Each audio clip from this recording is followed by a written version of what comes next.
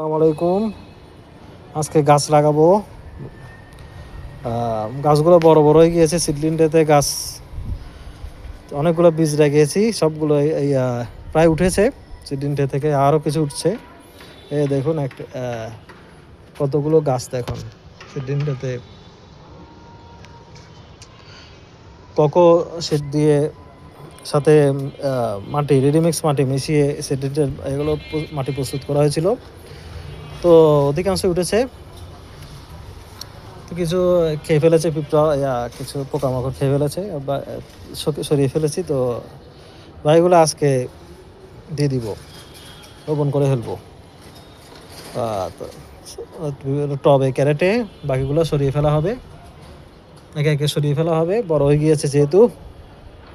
এই যে এখানে কুমড়া, ঢেঁড়স, বাটি বরবটি, তারপরে লাউ আছে, করলা আছে, পুঁই শাক আছে। পুঁই শাক, এই যে পুঁই শাক।